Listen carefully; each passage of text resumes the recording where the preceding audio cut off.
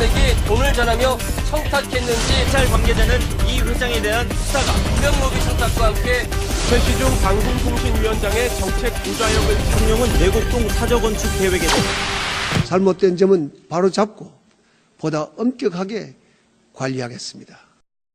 그것은 예견된 일이었다. 집권 5년 차 자신감에 넘치던 대통령의 모습은 온데간데 없었다. 수많은 사람들에게 피해를 준 BBK는 누구의 회사인가? 1월 달에 BBK라는 회사를 설립을 하고 머리부터 발끝까지 비리로 점철된 전대미문의 정권. 비리로 비리를 돌려막는 이명박 정권. 그렇게 국정은 비리로 무너지고 있었다. 공정사회를 국정지표로 제시했습니다.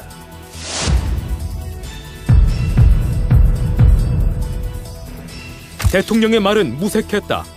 대통령 측근들과 정권 실세들의 비리는 상상을 초월했다. 거대한 배신, 국민의 꿈은 사라져버렸고 오직 대통령 측근들의 추악한 욕망만이 그 자리를 차지했다.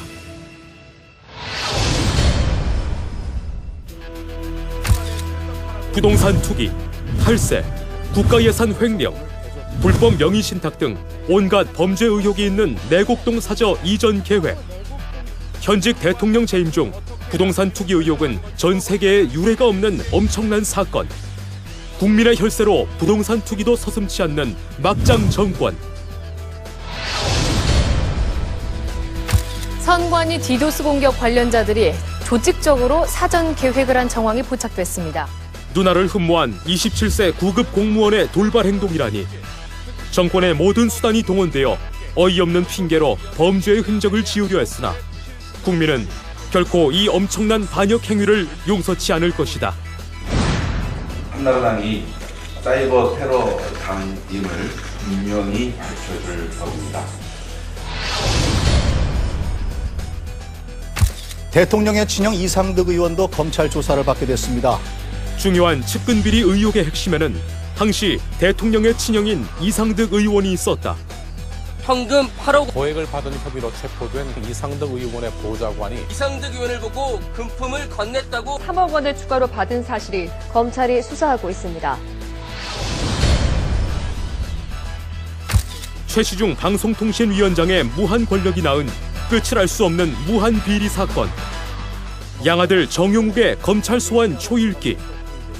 국민의 눈과 귀는 사건의 몸통과 또 비리의 끝이 어딘지에 대해 모아지고 있다.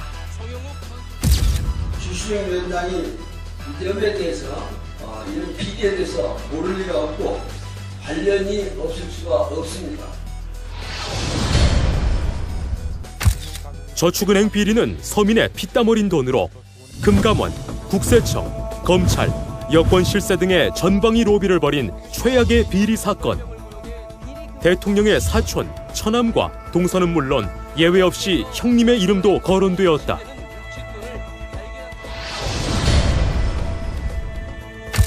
저축은행 비리의 또 다른 한 축은 놀랍게도 영부인의 사촌 오빠.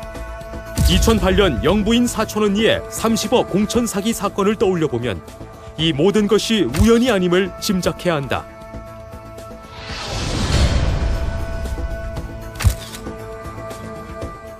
신재민, 이상득 의원, 이름 세 글자만 들어도 알만한 사람들이 총출동하는 SLS 이국철 회장 관련 비리 의혹. 다이아 게이트는 카메룬의 다이아몬드 광산 매장량을 속여 관련 기업의 주가를 조작한 초대형 사기극.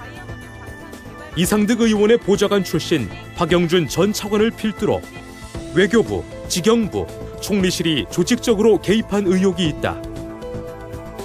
대검찰청 산하에 특별수사본부를 설치해서 지속적으로 전체 대통령의 친인척과 측근의 비리 문제를 철저히 파헤쳐준다. 국회 안에도 대통령 측근비리 조사 특별위원회를 구성해서 이 권력형 비리를 발견세곤하고 또 공직비리 수사처와 같은 제도적인 재발방지 대책을 마련해야 한다. 국민은 분노하고 절망하고 또 좌절했다. 이제 민주통합당은 민심을 받들어 지난 5년간의 온갖 비리의 실체와 배후를 지구 끝까지 쫓아가 역사와 국민의 심판대 위에 세울 것이다. 민주통합당은 정의가 강물처럼 흐르고 자유가 들꽃처럼 만발하는 그런 사람 사는 세상, 살맛 나는 세상을 만들어 나가겠습니다.